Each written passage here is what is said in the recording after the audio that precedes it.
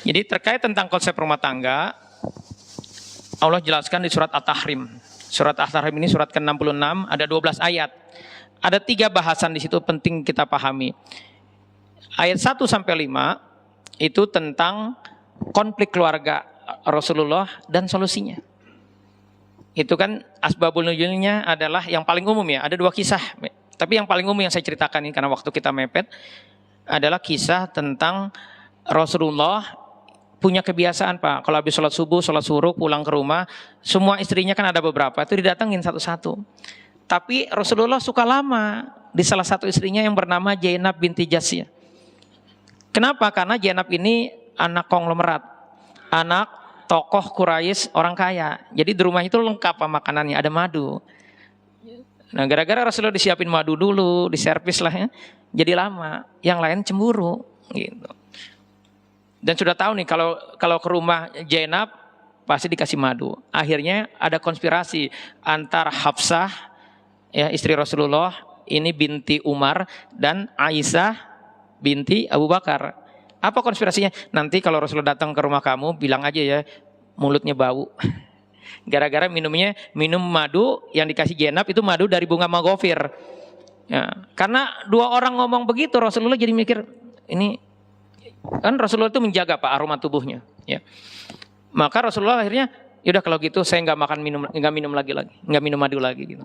Nah turunlah surat At-Tahrim ini yang menegur Rasulullah karena berani membuat hukum mengharamkan sesuatu yang Allah halalkan. Apa hikmahnya Pak? Bu, laki-laki itu bisa berubah Bu gara-gara seorang istri. Dulu kan ada tuh ya seorang menteri ditangkap karena korupsi gara-gara istrinya sosialita. Akhirnya karena kebutuhan istrinya korupsi lagi. Nah betapa banyak juga ya para suami akhirnya jadi bermasalah kehidupannya gara-gara bagaimana dia menyenangkan istrinya. Jadi waspadalah ya. Ya. Jadi dasarnya perempuan itu gitu. Makanya dalam Al-Quran itu disebutnya gangguan wanita itu inna kaidakuna azim. Gangguan wanita itu dahsyat ya, di surat Yusuf itu. Kalau gangguan setan inna kaida syaitana kana doipa. Gangguan setan itu lemah, tapi gangguan perempuan itu dahsyat. Jadi Bu, sebenarnya ibu itu punya sebuah kekuatan bagaimana mempengaruhi suami gitu. Ya kalau kita belajar dari kasus ini gitu. Ya. Dan akhirnya ditegur sama Allah, dibongkar konspirasi Hafsah sama Aisyah dan Rasulullah akhirnya tahu. Ya. Ya inilah dahsyatnya Rasulullah, segala sesuatunya dikasih tahu sama Allah. Dan akhirnya Hafsah sama Aisyah minta maaf dan Rasulullah memaafkan Pak. Jadi kalau jadi suami itu jangan juga pendendam, harus memaafkan. Di surat At-Taqabun ayat 14 Allah katakan ya ayyuhallazina amanu inna min azwajikum wa auladikum aduwwalakum fahzaruhum. Hai orang beriman, sesungguhnya ya istri-istrimu, anak-anakmu itu bisa jadi musuh bagimu, waspadalah. Tapi ada solusinya dari Allah. Wa in ta'fu wa tasfahu wa taghfiru. Kalau kamu mau memaafkan kesalahan istrimu, anak-anakmu, ya, enggak memarahi, enggak mau mengampuni, fa innallaha ghafurur rahim. Sesungguhnya Allah Maha Pengampun. Jadi diampuni pada dosa kita kalau kita baik sama istri kita, sama anak kita. Jadi kalau orang yang mau masuk surga itu pasti baik sama keluarganya. Rasulullah bilang khairukum ya. Li ahlikum. Jadi sebaik-baik orang adalah yang baik sama keluarganya, dan kata Rasulullah, dan aku adalah orang yang paling baik kepada keluargaku. Saya pernah sampaikan kan di sini, lelaki itu Pak, seorang suami kalau dia bersabar sama karakter istrinya, bisa jadi istri kita keras Pak, cerewet, kan gitu kan rata-rata kan, ya. Itu dia bersabar, maka rezekinya berkah. Hidupnya berkah. Banyak keutamaan-keutamaan yang akan kita dapatkan dengan bersabar terhadap perilaku istri kita. Jadi bersabar terhadap perilaku pasangan kita Pak, terhadap anak-anak kita, itu sebuah keutamaan akhlak. Dan Rasulullah sudah menstate sebaik-baiknya kita adalah kalau kita nih baik dengan keluarga kita. Gitu. Ya. Artinya nggak bakhil, nggak galak, nggak marah-marah melulu. Gitu. Ya. Halo, bisa dipahami Pak ya? Ya. Itu yang pertama. Ya, konflik keluarga dan solusinya ayat 1 sampai 5. Ayat 6 sampai 9 itu tentang visi keluarga muslim. Ya. Jadi visi rumah tangga itu adalah Allah sampaikan di surat Tahrim ayat 6. Ya ayyuhallazina amanu qu anfusakum wa ahlikum nar.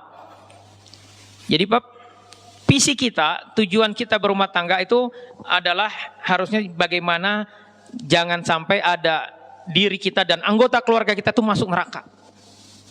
Jadi harus sampai seperti itu, dan bagaimana kita bisa kumpul bareng di surga gitu. Caranya gimana? Caranya semua anggota keluarga kita harus beribadah kepada Allah, harus bertakwa kepada Allah. Jadi kumpul di surga itu dimungkinkan Pak, karena ada nih minimal 2 nih. Ada beberapa ayat sebenarnya, tapi 2 ini yang saya angkat. Bahwa nanti ya pertama di surat Ar-Ra'd ayat 23 dan 24 ya, yang artinya bahwa yaitu surga yang mereka masuk ke dalamnya bersama-sama dengan orang-orang yang soleh dari bapak-bapaknya, istri-istrinya, dan anak cucunya. Sedang malaikat masuk ke tempat-tempat mereka dari semua pintu sambil mengucapkan salamun alaikum bima sabartum. Jadi selamat ya kata malaikat, kamu sudah sabar waktu di dunia, maka sekarang nih hadiahnya gitu. Masya Allah. Bayangin Pak kalau kita digituin nanti gitu. Itu harus jadi obsesi kita Pak. Maka bersabar sama istri, dan sesungguhnya cara menundukkan istri itu Pak yang paling gampang adalah apa? Kasih terus kebaikan. Bapak yang ditakdirkan Allah mudah ya dapat rezeki, manfaatkan itu untuk menundukkan. Selama kebaikan terus yang kita berikan sama istri kita, sama anak kita, nanti Bapak lihat responnya gitu. Saya banyak melihat permasalahan rumah tangga ya, sudah pensiun, sudah tua, ya istrinya nyimpan dendam, anak-anaknya nggak mau dekat sama dia. Kenapa? Karena perilaku orang tua. Saya minggu lalu nanganin sebuah kasus, bapak-bapak 63 tahun itu masih selingkuh. 63 tahun masih selingkuh. Itu anak-anaknya kata istrinya itu sudah benci banget sama suaminya ini gitu. Saya tanya Pak, 63 tahun Bapak mau ngapain lagi gitu? Mau ngapain lagi coba 63 tahun? Mau ngapain coba? Pak, yang deketin Bapak itu pasti harapannya cuma satu, apa? Duit. Dan saya banyak ketemu Pak nih ya, yang suami-suami yang nikah lagi, akhirnya nikah lagi sakit, ditinggal sama istri. Sama istri mudanya maksudnya. Akhirnya istri tuanya juga yang ngurusin. Jadi udah Pak, kalau memang nggak ada kepentingan akhiratnya, ya jangan maksain. Ini kan bapak-bapak kalau ngobrol seru tuh, kalau ngebahas tentang ta'adud, padahal nggak mampu. ya, semangatnya doang gitu kan.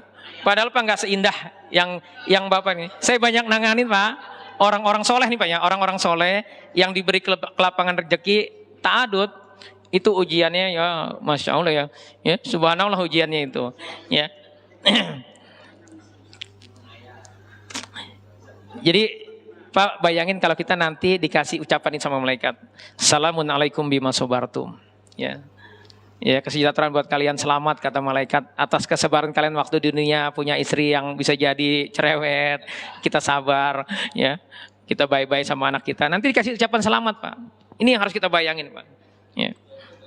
Dan yang berikutnya berkumpul di surga ini di surat At-Tur ayat 21, yang artinya nih orang-orang yang beriman dan anak cucu mereka mengikuti mereka dalam keimanan, kami hubungkan anak cucu mereka dengan mereka ya, dan kami tiada mengurangi sedikit pun dari pahala amal mereka.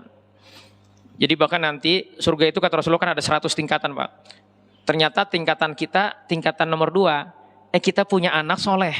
Karena didikan kita, pola asuh kita, dia tingkatannya 80. Maka nanti kita nih pas keluarga akan dinaikin sama Allah di tingkat 80 itu.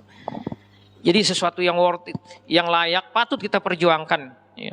Maka pastikan Pak, obsesi kita tadi apa? Visinya adalah bagaimana keluarga kita terhindar dari api neraka dan bisa kumpul bareng di surga. Itu yang harus jadi obsesi. Jadi bersabar-sabarlah dengan urusan dunia ini. Gitu. Itu pembahasan di surat At-Tahrim yang ayat 6-9. Jadi ayat 6-9 ini Allah menekankan jangan sampai kita dan keluarga kita masuk neraka. Dan jangan sampai kita kafir. Karena orang kafir itu di ayat 7 kata Allah pasti masuk neraka. Dan kita diminta kalau sudah banyak melakukan kesalahan taubatan nasuha. Ya, di ayat 8-nya kita diminta taubatan nasuha. Jadi penting bagi kita Pak mengevaluasi. Ada gak kesalahan-kesalahan kita selama ini dalam manajemen rumah tangga? Ya, ada gak kezoliman kita dengan istri, dengan anak kita? Itu dievaluasi dan kita bertobat Pak. Supaya apa? Supaya kita terhindar dari api neraka. Dasarnya Pak, kesolehan seorang ayah itu Pak, efeknya itu bisa 7 generasi.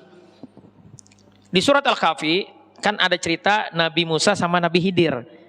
Nabi Musa merasa superior, kayaknya yang paling pinter, yang paling cerdas saya nih di muka bumi ini. Kata Allah enggak, ada yang lebih pinter lagi. Namanya Khidir. Nabi Khidir disuruh cari, ada kodenya kan, ya. Ketemulah. Nabi Khidir mau ngajarin, tapi syaratnya 3. Nggak boleh apa syaratnya? Nggak boleh komplain dengan apa yang dilakukan nanti dalam perjalanan. Nah yang ketiga ya, langsung kita percepat, masuk ke sebuah wilayah, ya. Numpang nginep karena sudah malam, nggak dikasih sama penduduk situ. Minta makan nggak dikasih. Tiba-tiba Nabi Khidir memperbaiki rumah 2 orang anak yatim. Nabi Musa nggak sabar. Ini karena ini kasus yang ketiga ya. Udah nggak sabar. Kamu itu aneh juga nih kalau bahasa kita nih ya. Ini kan orang sini pelit-pelit. Ya. Kok malah kamu perbaiki rumah orang ini gitu kan. Dan rumah ini ternyata punya 2 orang anak yatim. Akhirnya dijelasin. Kenapa Nabi Khidir mau memperbaiki rumah 2 orang anak yatim ini? Karena di surat Al-Kahfi ayat 82 itu dikatakan wa kana abuhuma solehan. Karena ayah dari 2 orang anak ini adalah orang soleh. Dan Ibnu Katsir menjelaskan bahwa ayahnya bukan ayah di atasnya persis, tetapi 7 generasi di atasnya, kakek dari buyutnya. Jadi 7 generasi di atasnya. Jadi kebayang nggak Pak? Gara-gara kesolehan kakek dari buyutnya, kakek dari kakek buyutnya, jadi 7 generasi di atasnya, Allah berkenan menolong 2 orang anak yatim. Itu dasarnya kesolehan kita Pak. Jadi karena niat itu Pak, ya kita mau ya nanti juriyah kita semua dilindungi sama Allah. Jadi kalau anak Bapak sekarang lagi keluar di luar kota, lagi merantau, bagaimana dia dilindungi sama Allah? Kita perbanyak ibadah kita. Para ulama dulu menafsirkan surat Al-Kahfi ayat 82 ini, wa kana abu masolehan ini, kadang dia pengen selesai nih sholatnya. Tapi akhirnya dia sholat lagi. Supaya apa? Supaya juriyahnya ditolong, anak-anaknya dilindungi sama Allah. Gitu. Jadi ketaatan kita tuh dahsyatnya luar biasa Pak. Maka solusi dari permasalahan hidup ini cuma satu, kita bertakwa kepada Allah. Jangan malas, karena efeknya luar biasa. Bayarannya mahal Pak. Tadi kita sholat 2 rakaat, menurut kita sepele gak Pak? Nggak sampai 5 menit kan? Sholat 2 rakaat sebelum subuh, apa pahalanya? Khairu minad dunya wa ma fiha.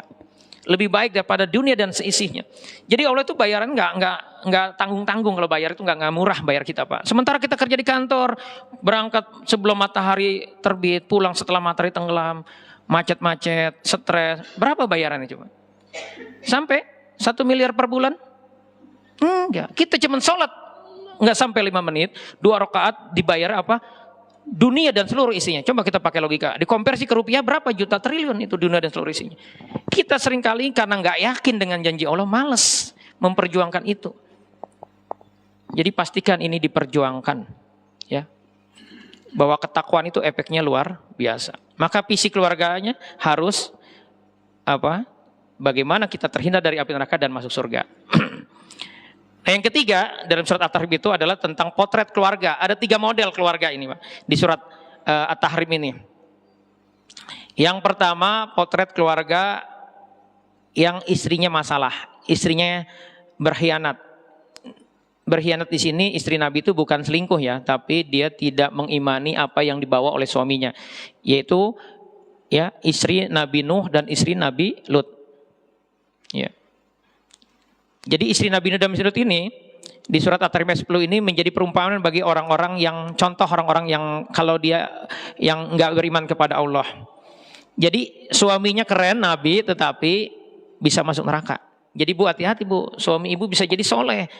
Tapi kitanya aja yang masalah gitu. Maka bisa jadi kita nanti masuk neraka, suami masuk surga gitu. Dan nanti di akhirat nggak bisa nolong itu. Kalau ya sampai berkhianat kepada suaminya, dan ini kan berkhianat kepada Allah berarti karena tidak beriman kepada Allah. Ya. Ini contohnya. Contoh yang kedua, Allah contohkan perumpamaan istri Fir'aun. Jadi kebalikannya nih Bu, ya Asiyah istri Fir'aun itu suaminya luar biasa jahatnya, tetapi nanti dia masuk surga. Bahkan ada 4 nanti pemimpin wanita di surga itu. Yang pertama itu adalah Siti Asiyah, istri Fir'aun. Jadi nggak masalah sebenarnya suami kita seperti apa Bu, kita sabar aja. Ya, selama kita taat sama suami, selama kita taat sama Allah, ya udah dinasihatin suami nggak mau berubah, sabar aja Bu. Insya Allah surga buat ibu gitu. Ya, bisa dipahami ya ini contoh ini. Nah, yang ketiga adalah Maryam binti Imran yang memelihara kehormatannya. Jadi Masya Allah ya, Imran ini kan bukan nabi, tetapi Allah banggakan. Bahkan kita disuruh belajar di surat Ali Imran ayat 33 kan Allah katakan innallaha astafa Adama wa Nuha wa ala Ibrahima wa ala Imrana alal alamin. Jadi ada 4 keluarga yang harus dijadikan contoh kata Allah. Pertama Adam, Nuh, keluarga Ibrahim dan keluarga Imran. Imran itu punya anak siapa? Maryam. Maryam punya anak siapa Pak? Isa, seorang nabi. Masya Allah berkah karena kesolehannya gitu. Ketaatannya kepada Allah, ketakwaannya gitu. Ya. Jadi ya, surat At-Tahrim ini adalah surat tentang bagaimana konsep rumah tangga. Jadi pastikan ini pas sharing ke anak-anaknya Pak ya. Apalagi kalau Bapak sudah punya mantu, anak Bapak sudah berkeluarga, pastikan ini menjadi bahan diskusi. Bikin kajian khusus Pak. Ya, nanti saya share ini makanya.